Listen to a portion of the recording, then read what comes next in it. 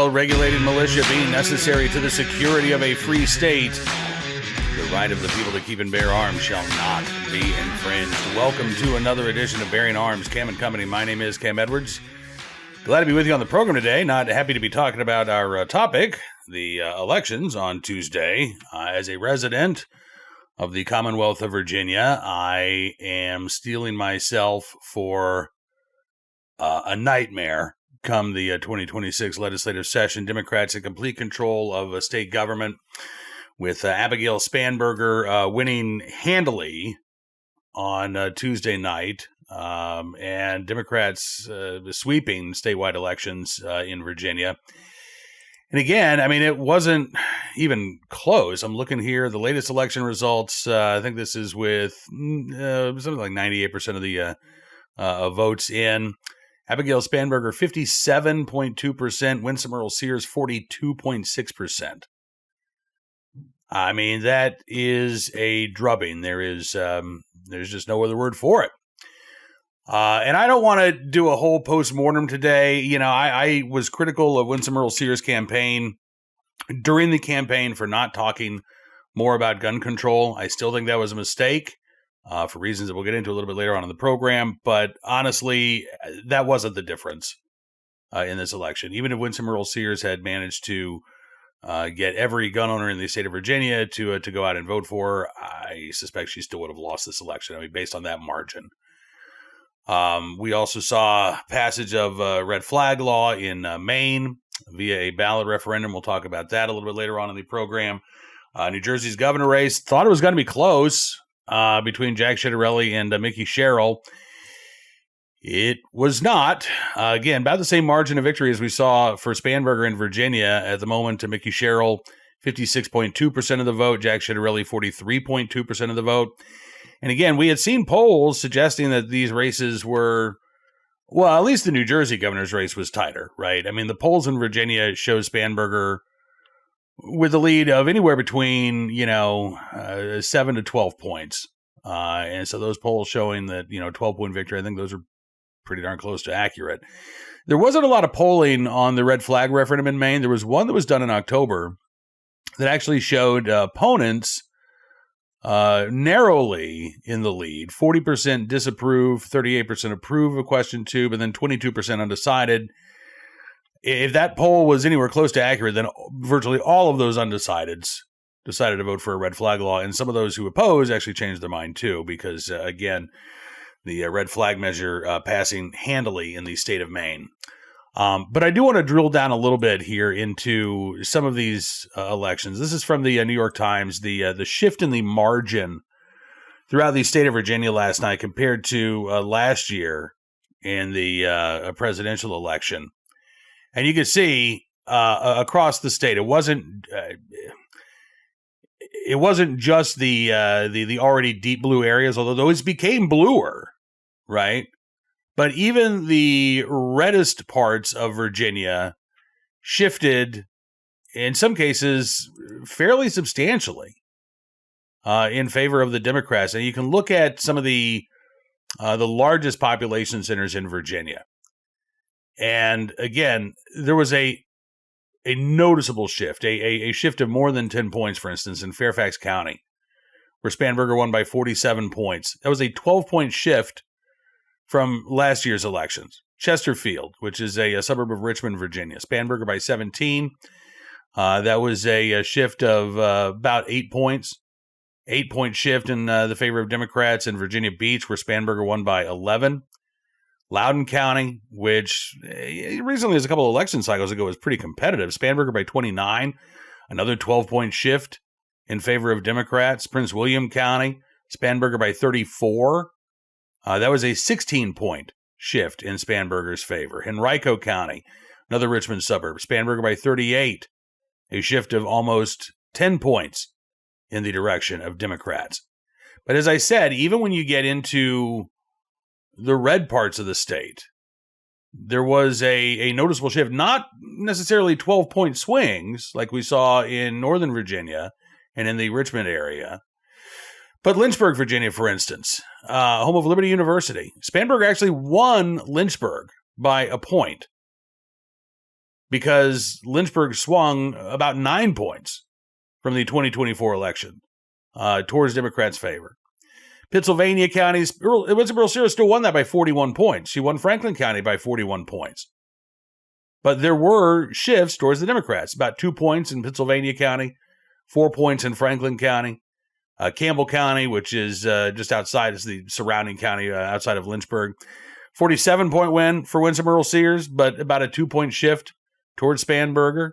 Culpeper County, Winsome Earl Sears winning by 16, but again, a shift of about 7 points towards Winsome Earl Sears, towards Abigail Spanberger. There were only, I believe, 5 counties in Virginia where Winsome Earl Sears performed better than Donald Trump did last year. And even then, we're talking, a point, maybe 2 points in that direction. So, one of the keys to Winsome Earl Sears' victory was going to be keeping those margins that Glenn Youngkin saw in rural Virginia 4 years ago. And while she won those counties and still won pretty handily, Abigail Spanberger was able to make inroads. And, that combined again with increased turnout and a decided shift towards Democrats in Northern Virginia and Richmond, the Virginia Beach area, really sank Winsome Earl Sears' campaign. So, as I said, I wish that she had been talking more about the threats to our Second Amendment rights on the campaign trail. That was pretty much absent from the campaign messaging that I saw and that I received. A lot of talk about Abigail Spanberger is for they, them, not for you. Clearly, that didn't resonate. I don't know, and I do know. Even if Winsome Earl Sears had run a strong Second Amendment campaign, I don't know that it would have been enough to save her and get her elected into office. But I do believe that not talking about the threats to our right to keep and bear arms is one of the reasons why we saw, even in conservative parts of the state, a swing towards Democrats. I don't know if this is gun owners not turning out. I don't know if this is gun owners believing that their rights are not going to be threatened. But either way, their rights are going to be threatened here. Just as a reminder, with Glenn Youngkin in the governor's office, but with Democrats in control of the state legislature in Virginia, they passed more than 24 gun control bills this year that were vetoed. As NRA's Institute for Legislative Action noted back in March of this year, the bills vetoed by Governor Youngkin came from the long wish list of radical gun control activists. This included attempts to restrict the constitutional rights of 18 to 20-year-old adults, dramatically expand gun-free zones that would have left law-abiding Virginians defenseless, enact a mandatory waiting period to take possession of a legally purchased firearm.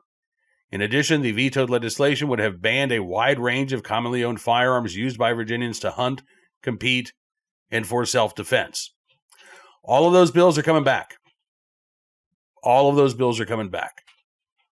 I wrote about this at Bearing Arms today. The one thing that might get Democrats to tap the brakes is concern about voter backlash 2 years from now when every seat in the state legislature is up for grabs. But I don't even know that that's going to be the case. It may actually encourage them to hit the gas. Let's pass all these gun control bills now, and then we can take a breather in 2027 when we're up for a re-election. And by then, the voters will have had time to, digest and forget about what we did in 2026. So I expect an onslaught of gun control legislation here. The last time Democrats had complete control of the state government, they weakened preemption, they passed a red flag law, they imposed more gun-free zones. There was a ban on so-called assault weapons and large-capacity magazines that did not pass because 2 rural Democrat state senators objected. They no longer object to bans on so-called assault weapons and large-capacity magazines. In fact, Craig Deeds, one of the state senators who opposed a gun ban back in 2020, sponsored the so-called assault weapons ban this year. So I think we are going to see. Now, again, I don't know what the specifics are going to be.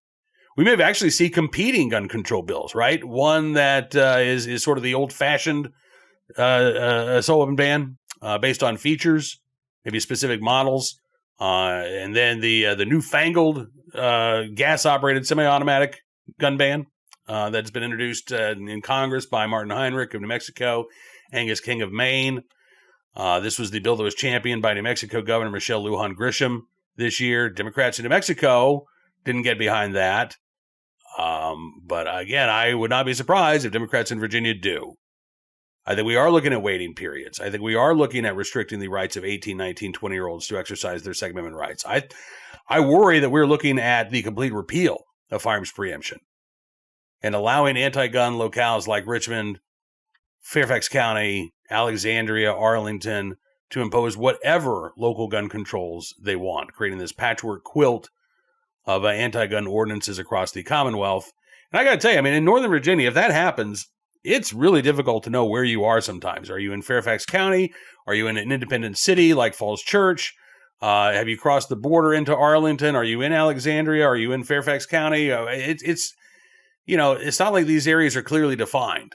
So it's going to be real easy if preemption goes away for lawful gun owners to get tripped up and to suffer the consequences. We also need to talk about the Attorney General's office in Virginia. Jason Miyares, the Republican Attorney General, defeated by Jay Jones, despite Jones's texts that were revealed in the final weeks of the campaign, showing him wishing death on then House Speaker Todd Gilbert, wondering if the murder of Todd Gilbert's children would convince Todd Gilbert to start supporting gun control. This is the guy who's now going to be the chief law enforcement officer for the state of Virginia.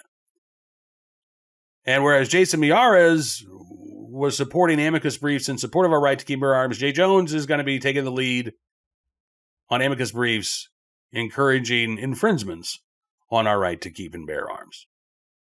That's going to have an impact on gun owners too. New Jersey, I hate to say it, but it's kind of the status quo, right? You've had an anti-gun governor, you've had an anti-gun AG. That's going to remain the case, unfortunately. Virginia's a sea change. It really is. And I think we're going to see a couple of things. I suspect we're going to see Second Amendment Sanctuary 2.0 in the Commonwealth of Virginia. 5 years ago, 6 years ago, when Democrats took control of the state government after the 2019 elections, we saw, I think it was close to 100 of the 120 counties and independent cities in the state of Virginia adopt Second Amendment sanctuary resolutions or ordinances. I think we're going to see another round of that. And I suspect this time around, there's going to be attempts to put some teeth behind those ordinances. We're not going to enforce these laws that we believe infringe on our right to keep and bear arms at the county level, at the local level. You can have them on the books, but we're going to use our discretion not to enforce these laws against peaceable citizens. I think that's coming. I suspect that after several years in which attendance at the Virginia Citizens Defense League's Lobby Day rally could be measured in the dozens, not even the hundreds, much less the tens of thousands that were on hand in January of 2020, I think we're going to see a return. Maybe not 50,000, 60,000 people like we saw in 2020, but maybe. A lot depends, again, on what kind of bills get dropped by Democrats between now and Lobby Day in January of next year. But again, all of those are defensive moves. And they are coupled with litigation, fighting these gun control laws, essentially the only tools that we have in the toolbox for the next couple of years, until we can organize and hopefully take back at least one or both of the legislative chambers that will be up for grabs in 2027. So if you are a Virginia gun owner, you're listening to the sound of my voice right now, you don't belong to the Virginia Citizens Defense League or the Virginia Shooting Sports Association, join, sign up, get involved, get active. If you are not a member of a national organization, whether it's NRA, GOA, FPC, SAF, get involved, sign up, become a member, donate if you can, because to borrow the phrase from the FPC, the lawsuit printer is going to go bzzz a lot in the Commonwealth of Virginia in the coming months. And these lawsuits are expensive. There are going to be a lot of them. We're going to need to file a lot of them, unfortunately. And so these groups are going to need our help as well. So that's Virginia. Let's talk about Maine for a second. well, for more than a second. Let's talk about Maine for a minute. This is again from the New York Times here. Question 2, establishing a process for people to request extreme risk protection orders against individuals who are believed to be dangerous. These orders would prohibit those individuals from possessing firearms or other weapons for up to a year. And as of Wednesday morning, 63.4% of the voters in Maine approved question 2. 36.6% saying no. Now, a couple of things. The yes on question 2, folks, had a decided monetary advantage. No doubt about it. But 9 years ago, when a universal background check referendum was on the ballot in Maine, supporters of that measure had a decided monetary advantage too, and it was defeated by 52% of the electorate in Maine. So money does have an impact. It plays a role, but it's not everything. You had Governor Janet Mills opposing the red flag referendum, saying, let's stick with what we have in right now, the yellow flag law.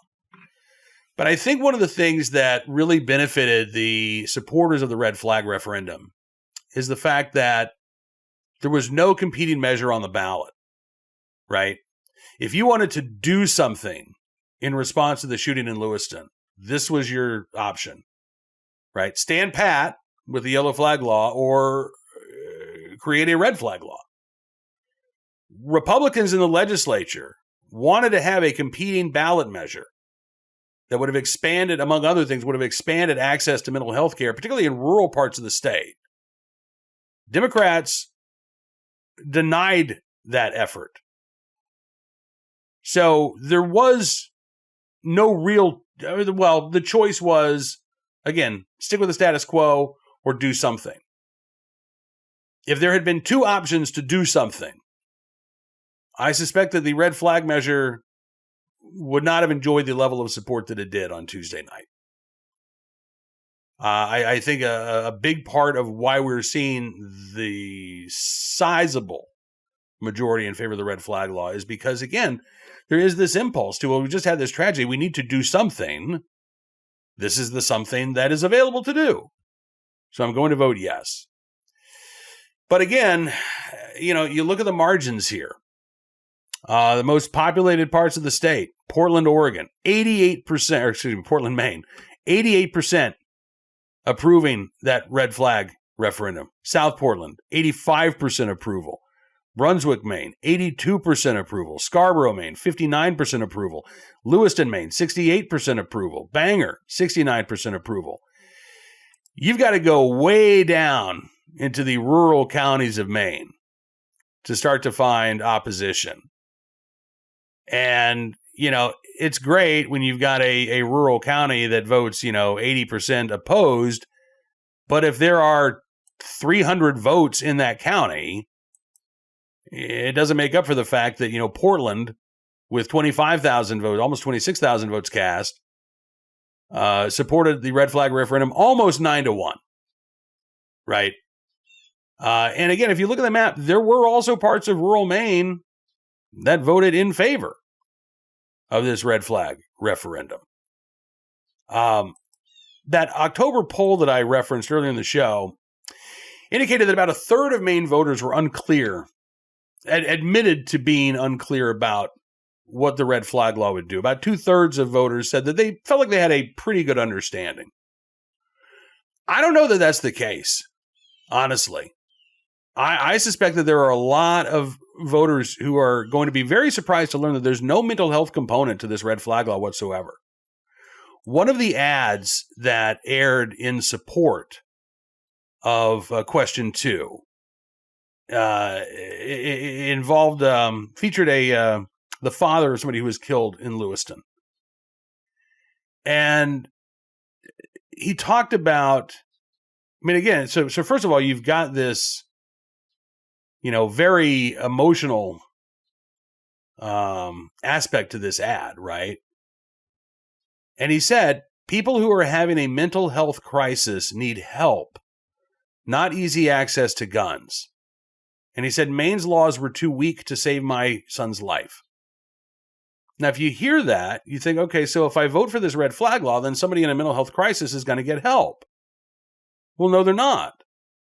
Because there's no mental health component to the red flag statute that Maine voters approved on Tuesday. Not beforehand, right? Rather than a mental health professional making an evaluation, it's a judge who's going to determine whether or not somebody poses a danger to themselves or others. And if a judge says, yes, this individual does pose a danger to themselves or others, the state takes their guns away, prohibits them from legally purchasing more, and then leaves them alone. There's no mental health help that's offered. There's no mental health help that is required after a judge has deemed somebody to be a danger to themselves or others. There's no mental health component at all. The state of Maine considers the problem solved once that individual's guns are taken. Doesn't matter that they have access to knives, gasoline, matches, rope, a car, anything else that they could use to harm themselves or others. They don't have their guns. Problem solved. Again, I don't think that's what a lot of Maine voters actually thought they were voting for. When perhaps the most effective campaign ad certainly suggested that there was a mental health component to this measure. And there's simply not. So might we see some buyer's remorse in Maine? I think we will. But too late. I don't know that there's much that can be done about it. Again, we may see a lawsuit filed, just as we've seen a lawsuit filed against the 72-hour waiting period that Democrats adopted as a response to the Lewiston shooting, even though it would not have had an impact on the Lewiston shooter. That law, by the way, has been enjoined right now. It's on hold, thanks to a federal judge. That case is on appeal to the First Circuit Court of Appeals. And we may see litigation against Maine's red flag law. I'll be honest with you, I think that's going to be an uphill fight. In Rahimi, the Supreme Court said that people can be temporarily disarmed of firearms if a court deems them to be dangerous. And that wasn't a red flag case that dealt with a domestic violence restraining order.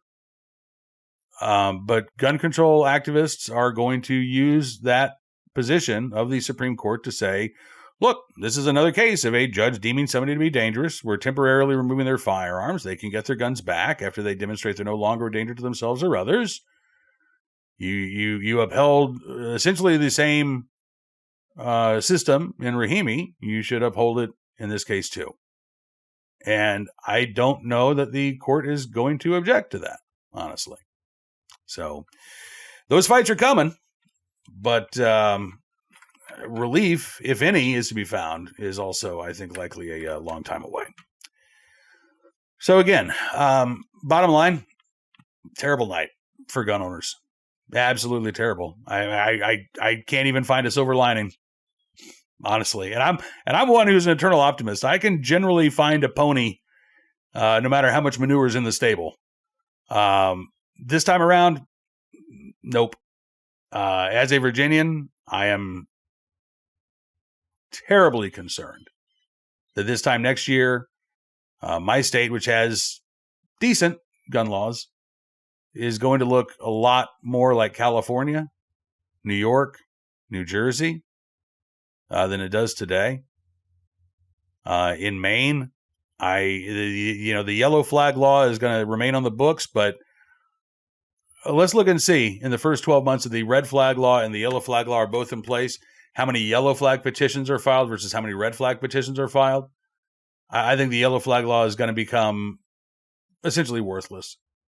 I mean, why go through the extra steps of seeking the guidance and the evaluation of a mental health professional when you don't have to? Why go through those additional steps that guarantee due process to the subject of a petition when you don't have to? And the yellow flag law required law enforcement to actually file that petition. The red flag law allows for family members to file instead of law enforcement. So the yellow flag law is not even an option for them. If they believe that somebody in their family is dangerous, they can't avail themselves of the yellow flag law unless they go to police. And again, why would you do that? If you're really concerned about somebody being a danger to themselves or others, why wouldn't you just immediately file that petition yourself? So, I always like to try to end on an optimistic note here, but I confess I am struggling today. Instead, I guess, again, my advice, it's the same advice I gave gun owners in Virginia. Get engaged, get involved, join your state groups, join your national groups supporting the right to keep and bear arms, because if yesterday was a canary in the coal mine for the midterms, we're in some serious danger here. Not just at the congressional level. Again, the president could serve as a bulwark against any anti-gun legislation that Congress might pass if Democrats take control of Congress.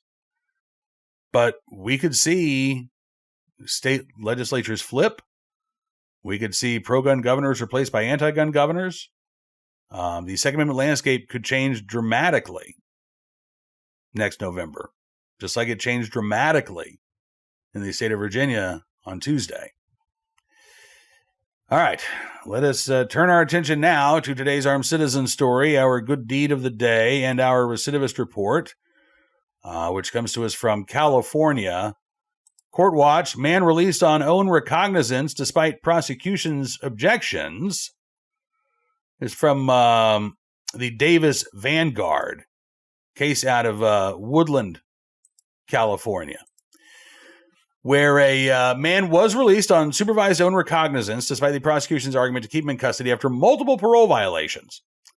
As the Vanguard reports, the decision came after the defense argued that the man was originally given a lengthy prison sentence for a violation committed at age 16, asserting that the system failed to rehabilitate him. Oh, it's the system's fault. Deputy District Attorney Alvina Zhang stated that the man was sentenced to 14 years in prison in 2013 for robbery and dissuasion of a witness, basically witness intimidation.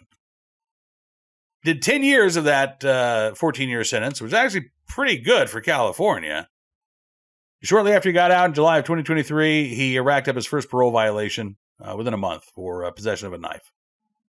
Zhang said, according to my records, he has a total of 13 violations since he was released from prison. Most recent violation occurred in March of 2025, leaving his county of residence for more than 48 hours without notifying his parole or getting his parole agent's permission. Possession of drug paraphernalia, unauthorized possession of a knife, possession of what's described as an assimilated firearm. I don't know what that is. Maybe a facsimile firearm? Prosecution argued that based on the nature of his violations, the people believe that he continues to pose a public safety risk. She acknowledged that his current case involves, quote, only a felony petty theft offense. How do you have felony petty theft? Anyway. But she said she was not confident that he would comply with probation terms if released. Meanwhile, his public defender said that the man's sentencing took place in 2013 before Prop 57 was passed, that with that light on crime measure that I don't think would pass today in California. And said, quote, for some reason he was given a 14-year prison sentence as a 16-year-old. I'm guessing because of the severity of his crime. I'm guessing that's the reason. He said, well, robbery and dissuasion of a witness are serious charges, quote, for a 16-year-old to be sent to prison with a 14-year prison sentence, which he spent 10 years in prison for, the system didn't do a very good job of trying to rehabilitate this man. Well, no. Maybe they didn't. But if this 16-year-old was sentenced to adult prison, then rehabilitation wasn't necessarily the primary goal, as it is in the juvenile justice system. But also, what did this individual do to rehabilitate himself? Did the system try? Did the system offer this individual opportunities to turn his life around? And did this individual take advantage of those opportunities? Doesn't sound like it. The public defender also disputed the prosecution's claims about parole violations, saying Ms. Zhang is listing 1,000 parole violations. I'm not sure how many of those were sustained violations. I saw a case in his file the other day. It was dismissed. Again, presumably because there was no proof that he committed the offense. Regardless, guy's out on his own recognizance, not even required to post bond. He is supposed to report to probation weekly and follow all of the release guidelines, which he is accused of not doing repeatedly since he's been released from prison without any consequence. So why he would abide by these terms, I have no idea. But that was the decision by the judge in California. On to today's armed citizen story from Tulsa, Oklahoma, where a person was shot and killed after an apparent home break-in. This was last Friday on a Halloween, just before midnight. Officers responded to a shooting in an apartment complex. Caller reported that they had heard about 20 gunshots and then saw a man on the ground with a firearm next to him. When officers arrived, they found 20-year-old Jamon Silas deceased in front of the door of an apartment. On the scene, a man came forward and said he was the one who shot Silas. The man said he was inside the apartment when Silas kicked in the door and entered his domicile, and the man said that he shot Silas in self-defense. The man questioned by police, released pending further investigation. Haven't heard any updates from that, so at the moment it appears that the evidence matches the armed citizens' recounting of the events in question. We'll keep our eyes open for any more details, but right now this does look to be a justifiable use of lethal force. And finally today, our good deed of the day. In the right place, at the right time, willing and able to do the right thing. A fisherman on the shores of Lake Superior who, quote, more than likely saved the life of a woman who was swept in to the chilly waters of the lake. This happened Sunday afternoon. The woman was there with 3 fellow campers, and they were on their way to a lighthouse on the shores of Lake Superior near Duluth when I guess there was a big wave washed her into the harbor there. According to authorities, the 21-year-old woman was in the water for 3 to 4 minutes before she was back on shore. While she was in the water, she was trying to make her way back. She was struggling, though. A 29-year-old fisherman from Duluth first called 911 and then used his 20-foot-long pole net to get to the woman and actually pull her the rest of the way. Deputy William Sandstrom, who responded to the emergency, said in his report that he thanked the fisherman and informed them that he more than likely saved her life. Minnesota Star Tribune says it reached out to the woman for her account of her bone-chilling experience. Her brother said Riley that she can be reached by phone, quote, once she recovers her phone from Lake Superior. Yeah. Well, again, in the right place at the right time, willing and able to do the right thing. Temperatures in the lake, by the way, are about 40 degrees at that point. So it does not take long in that chilly water to develop hypothermia, to lose the ability to keep yourself afloat. So this really, when the officer said more than likely saved this woman's life, I think that is more than likely the case. So again, this anonymous Good Samaritan, don't know his name, but again, do know that if it were not for his actions, 21-year-old may very well have lost her life. We thank you, anonymous good citizen, for your very good deed. All right, that is going to do it for this edition of Bearing Arms Cam & Company. I want to thank you, as always, for being a part of the program. I was going to say if you like what you hear, but there's not much good news today. If you appreciate the coverage of Second Amendment news and information that we provide to you, I would encourage you to become a VIP, VIP Gold, or VIP Platinum member.